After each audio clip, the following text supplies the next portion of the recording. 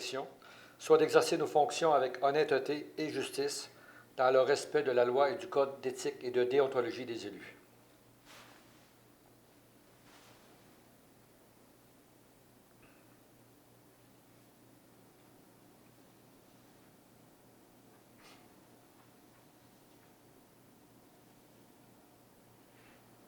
Merci beaucoup. Alors, bonsoir tout le monde. Bienvenue à cette séance extraordinaire qui va couvrir le budget 2020. Je pense que tout le monde a hâte de connaître le budget 2020. Avant de commencer, je voudrais m'assurer que vous avez eu la chance de regarder l'ordre du jour. Est-ce que vous avez des points à rajouter sur l'ordre du jour d'aujourd'hui? Vous proposez? Proposé, appuyé par proposé par Mme Fortin et appuyé par M. Fortier-Renaud. Alors, sans plus tarder, nous allons passer à la présentation du budget. S'il vous plaît, la première diapo. Alors, comme vous voyez, la croissance du rôle d'évaluation imposable a augmenté de 1,31 %. Nous sommes maintenant rendus à 3,4 milliards au niveau de tout ce qui peut être la valeur foncière de la ville de Saint-Georges sur laquelle on peut donner une imposition. L'autre diapo, s'il vous plaît. La répartition des revenus se décrit de la façon suivante. Les taxes, bien sûr, qui représentent les 67 % des revenus, pour un total de 31 880 000. Pour comparer, l'an passé, il était à 68 %. Cette année, il est à 67 %. Au niveau des subventions, à peu près les mêmes que l'année dernière. Les compensations en donnant lieu de taxes représentent 4 %, 2 028 000. Juste pour vous donner une idée, ça faisait partie des négociations du nouveau pacte fiscal ou du partenariat avec le gouvernement du Québec. Nous, on demandait d'être remboursés à 100 %. Alors, ça représente un manque à gagner d'à peu près 600 000 $. Les autres revenus, qui sont toutes l'aréna, les centres sportifs, le centre de ski et tout, ça représente 10 % pour un total de 4 691 000 $.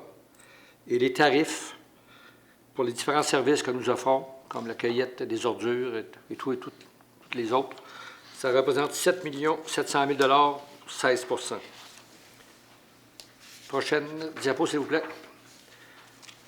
Nous avons l'évolution des dépenses brutes. Remarquez que de 2017 à 2018, ça a baissé, et de 2018 à 2019, ça a monté, parce que, entre autres, la réfection du mur de soutènement. Et de 2019 à 2020, il y a plusieurs projets pour les dépenses cette année qu'on va passer tantôt en détail. Mais ce qui était remarqué, c'est qu'il y a une augmentation de 2019 à 2020 de 4 %. Prochaine diapo. La répartition des dépenses. Vous avez la masse salariale qui représente 32 %, qui est le même montant que l'année dernière, le même pourcentage, 32 %. Nous avons les quotes-parts qui représentent 6 890 000, pardon, qui représentent 14 %, qui est une réduction de 1 % comparativement à l'année dernière. Les quotes-parts, on parle de la Sûreté du Québec, de la MRC et de la Régie des déchets. Ensuite, il y a le service de la dette qui passe à 6 180 000, augmentation de 1 % comparativement à l'année dernière, parce qu'on prévoit de donner plus sur la dette cette année. En IMO, 2 % qui était 3 % c'est une réduction, c'est des IMO payés comptants. Et les autres, c'est tout ce qui est les biens durables et non durables, comme le déneigement, l'usine de filtration et les usines d'épuration. On est à 18 565 000, augmentation de 1 % comparativement à l'année dernière. Prochaine diapo, s'il vous plaît. Au niveau des investissements, alors vous avez de 2019 à 2020 une augmentation de près de 9 millions. Les détails, c'est pour 2021 et 2022, on passe à 35,1 millions jusqu'à 52 millions, mais ce ne sont que des estimations, alors qui seront confirmées dans les prochaines années. Prochaine diapo. Dans le programme d'immobilisation en 2020, vous avez ici la copie des principaux prolongements des services municipaux, 6 300 000. La réfection de l'aqueduc et égouts, on parle de 8 585 000. Ça inclut la taxe, la taxe sur l'essence, ça inclut les réparations de la 77e et de la 78e rue, et ensuite le programme Primo qu'on va revenir cette année aussi. Après ça, il y a l'amélioration du réseau routier et piétonnier. On fait 1,6 million dans le réseau routier et 600 000 $ pour les trottoirs. Le réseau d'éclairage, alors la ville maintenant est passée au DEL au complet. Il reste encore quelques endroits. On parle de 75 000. Construction et réfection d'immeubles. Bien sûr, il y a la caserne, un peu plus de 6 millions.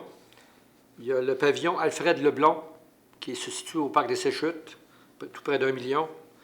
Ensuite, on va investir 1 million dans les plans de vie pour l'usine d'épuration. Vous savez, on roule au-dessus de 100 %. Alors, il faut prévoir que d'ici 2022, qu'on va avoir des investissements majeurs à mettre dans les usines d'épuration. Il y a un 50 000 pour l'amélioration de l'aéroport. Il y a la revitalisation du centre-ville et l'aménagement de la place publique. Ça, c'est surtout l'espace Carpe Diem, à côté des passerelles, où on va investir 4,3 millions. L'autre diapo, s'il vous plaît. Il y a l'acquisition des véhicules, 1,5 million. L'amélioration des parcs, tout spécialement qu'on va faire au parc de l'Érablière, qu'on va mettre des jeux d'eau. Ensuite, il y a le pont du parc Rodrigue, et tout près pour près d'1 million. On achète de l'équipement informatique pour 360 000. Équipement incendie, je pense qu'on va mettre 15 000. Avec la caserne, ça va être assez pour eux cette année. L'amélioration d'équipements culturels et sportifs, 100 000 $ et divers 50 000 pour un total de 32 640 000. Dans la prochaine diapo, s'il vous plaît. Il y a la source de financement. Source de financement, il y a des emprunts pour 7 580 000. Les subventions pour tout près de 8 millions. Remarquez que les réserves, le fonds de réserve, c'est le fonds des grands projets. On va utiliser 8,5 millions du fonds des grands projets, en plus du surplus.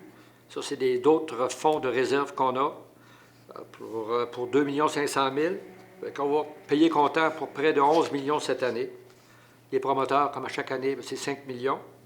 Puis le budget de fonctionnement, 1 million. Prochaine diapo. Au niveau de la dette totale versus la dette nette, alors vous voyez que de 2019, la dette nette était à 50 millions et la dette brute à 66. On monte de 2 millions pour la dette totale et de 3 millions pour la dette nette. 2021-2022, ça va être discuté l'an prochain. Juste pour vous montrer, la prochaine diapo, s'il vous plaît. Quand on parle de dette nette, ça peut paraître beaucoup, mais lorsqu'on regarde de plus près, en 2020, la dette nette la dette à tous est de 36,2 millions. Il y a la dette desservie par l'aqueduc et l'égout, qui est à 14,2 millions. C'est le prix qu'on charge pour les services. Alors, ça fait partie de la dette, mais vous nous payez et on rembourse, c'est pas de... C'est in and out, comme on peut dire. C'est pour rembourser la dette. Et finalement, il y a 2,9 millions pour la dette de secteur, qui est l'équivalent pour la 77-78e rue. Ça va être tout près de 2,9 millions on va être obligé d'emprunter pour eux autres, mais c'est remboursé par les citoyens. Alors, ce qui est important de savoir, c'est 36,2. Si vous regardez, on revient même plus bas que la dette qui était en 2018. Alors, oui, on endette, la dette brute monte, mais la dette nette reste très égale parce qu'on paye près de 11 millions comptants dans les différentes immobilisations. Prochaine diapo. Lorsqu'on se compare, pour l'endettement total net par unité d'évaluation, on est 6e rang au niveau sur 27 cités régionales. Alors, on se situe très, très bien au-dessus de la moyenne. On ne peut pas se plaindre pour là-dessus. On est à 3 992 $. C'est des notes qui viennent directement du MAMACH, du ministère des Affaires municipales. Prochaine diapo. Au niveau de la charge fiscale moyenne, on est 9e sur 27. Alors, pour le niveau d'accord des cités régionales, très bien situé. On est très proche des autres. La compétition est plus forte dans celle-là que les autres. Moi, ça va très, très bien. Finalement, la dernière diapo va vous montrer pour l'augmentation de taxes cette année. OK, alors je vous avais dit que la charge, l'évaluation foncière augmentait de 1,3 %. Les dépenses augmentent de 4 %. Alors, on a réussi, grâce à être capable de payer beaucoup comptant, ça nous permet de garder le taux de taxe, l'augmentation de taxes en bas de l'inflation, qui était de 2,2. Alors, pour ceux qui sont desservis, autant dans l'Est et dans l'Ouest, vous allez voir une augmentation de taxes de 1,98. Au niveau de Saint-Jean, le secteur desservi, une augmentation de 0,73. Et les secteurs non desservis vont une augmentation de 1,34 %. Ça, c'est basé sur une résidence évaluée, la valeur moyenne évaluée à 189 500. Alors, je pense que très beau budget. Vous allez voir qu'il y a beaucoup de projets sur la table. Et puis, les augmentations se situent en bas de l'inflation. Tout ça, je pense que je me dois de dire un bravo à vous tous, les conseillers, mais tout spécialement à tous les fonctionnaires de la Ville qui ont su gérer. Quand je parle, c'est le DG, le directeur général adjoint, le greffier, le contrôleur adjoint et tous les autres directeurs. Tout le monde a mis la main à la porte pour s'assurer qu'on garde toujours une gestion très rigoureuse de toutes les dépenses de la Ville. Alors, nous, c'est notre 7e budget, c'est notre 7e qui est en deçà de l'inflation. Et je pense que la Ville a beaucoup construit. Quand on regarde tout ce qu'on a fait des dernières années, on parle de l'aéroport, on parle le mur de soutènement, on parle de la piscine qu'on va payer comptant, Carpe Diem qu'on va payer comptant, la caserne de pompiers qui s'en vient, qu'on paye pratiquement tout comptant. Écoutez, on espère avoir le soccer intérieur qu'on va payer pas mal proche tout comptant. Je peux vous dire qu'on construit beaucoup, on développe beaucoup, il y a plusieurs millions, et puis on ne fouille pas dans les poches des citoyens, on respecte la capacité de payer de tout le monde. Alors, bravo tout le monde. Moi, je lève mon chapeau. Ça n'a pas toujours été facile, mais on a réussi, ça va bien, puis on va continuer comme ça au moins pour la prochaine année. OK? Alors, sans plus tarder, s'il y a la période de questions tantôt, on va passer à l'adoption la résolution concernant le budget. Oui, alors la première résolution, M. le maire, c'est pour l'adoption du plan triennal d'immobilisation pour les années 2020, 21, 22 au montant de 120 209 291. Proposition. Proposé par M. Thomassin. Je vais appuyer. Appuyé par M. Fortier Jean-Pierre. Ne souhaite pas de vieillir. Prochaine, 3.2. Alors, la prochaine, c'est pour le budget de fonctionnement, donc des revenus et des dépenses qui sont égales à 48 263 258. Proposition. Proposé par M. Fortier-Renaud. Je vais l'appuyer. Appuyé par M. Perron. Merci. Et 3.3. Alors, la troisième et dernière résolution, c'est pour que le Conseil décrète que le document explicatif du budget qui est joint à la présente résolution pour en faire partie intégrante, dans le fond, soit publié dans le journal L'Éclaireur Progrès dans les meilleurs délais, ainsi que sur le site Internet de la Ville, où ça devrait être disponible dès demain dans la journée. Oui. Proposition. Proposé par Mme Fortin. Je vais l'appuyer. Appuyé par M. Perron. Merci. Là, nous allons passer aux périodes de questions. Période des questions des membres du Conseil. Avez-vous des questions concernant le budget 2020 et son plan triennal? C'est beau? Le public, est-ce qu'il y a des questions dans le public? Tout est beau, tout est clair. Je pense que c'est un excellent budget. Pas trop de questions. Merci beaucoup. Alors, ça va me prendre une proposition pour lever l'Assemblée pour passer à l'autre. Proposée par M. Fortier Jean-Pierre. Je vais l'appuyer. Appuyé par M. Fortier-Renaud. Alors, merci beaucoup. Nous TV, fiers de faire rayonner notre communauté.